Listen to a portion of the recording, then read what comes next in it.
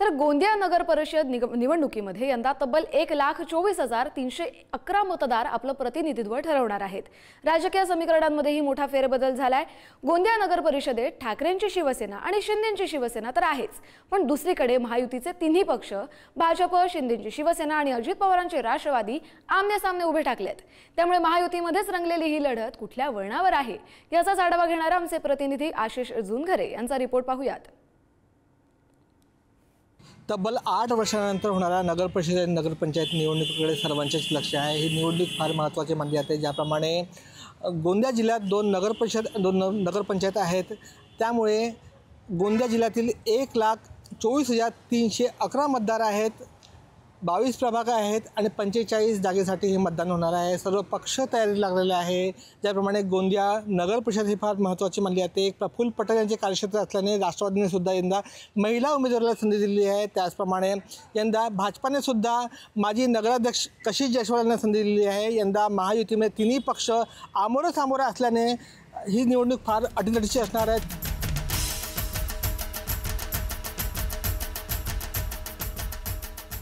आपल्यासोबत आहे डॉक्टर माधुरी नसे, अधिकृत उमेदवार आहे राष्ट्रवादीची। काय सांगाल, ज्याप्रमाणे आपण निवडणूक लढत आहे, काय उद्देश असणार आणि कशा प्रकारचे आपले पाऊल असणार? गोंदियासाठी खूप कार्य करण्याची गरज आहे, कारण गोंदियामध्ये तुम्ही पाहिलं असेल गेल्या 8 वर्षात इलेक्शन झालं नाही, त्याच्यामुळे विकास हा खुंटलेला आहे।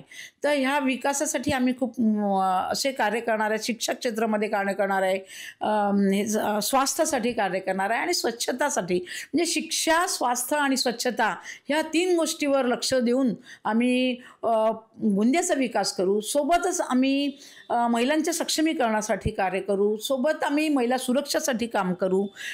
जे आता गोंदियामध्ये रखडलेले जे काही प्रोजेक्ट्स आहेत, जसा पुलिया बनलेला नाही आहे, तो अर्धवट आहे, तो पूर्ण करण्यासाठी आम्ही प्रयत्न करू।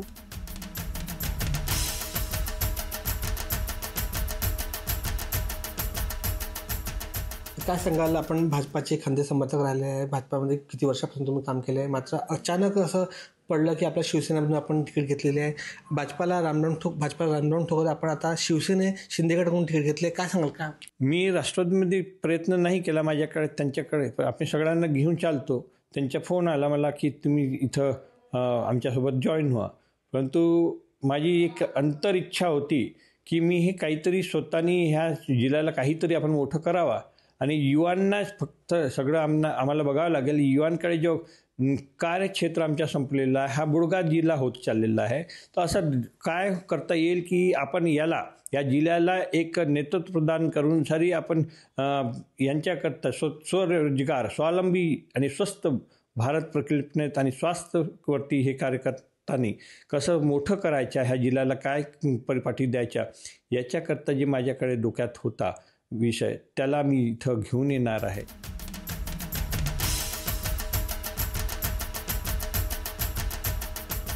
काँग्रेसकडून यंदा सचिन शेंडे यांना उमेदवारी मिळत आहे। सर्वात आधी मी पक्षश्रेष्ठी आणि महाराष्ट्राचे नेते आदरणीय नानाभाऊ पडोळे, खासदार श्री प्रशांत पडोळे आणि आमचं सक्षम नेतृत्व श्री गोपालदासजी अग्रवाल यांचे आणि पार्टी कार्यकर्त्याचे पार्टीचे आभार मानतो।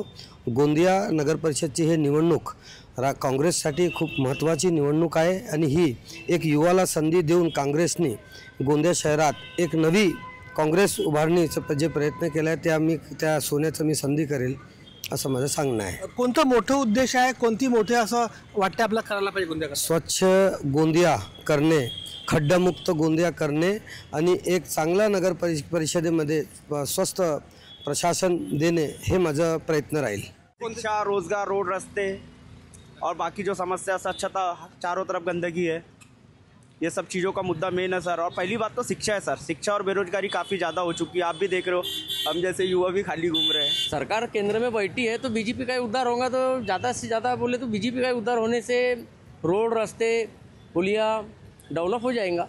हम वोट देना चाहेंगे कांग्रेस को। हमारे जो बीजेपी नेता थे, पार्षद, उनको टिकट नहीं दिए भाजपा ने। ग्राउंड लेवल इंसान थे, इतना काम किया हमारे वार्ड के लिए, हर चीज़ की है, मगर अब हम चाहते हैं कि बीजेपी ने गलत किया है तो हम काँग्रेस को वोट देंगे। काँग्रेसचा पाहिजे, आपल्याला माणूसच पाहिजे काँग्रेसचा। का बरं? याने ते चांगली सरकार आहे, मस्त कामं केलं त्यांनी आजपर्यंत। आशिष जुनघरे, पुढारी न्यूज, गोंदिया। आहे.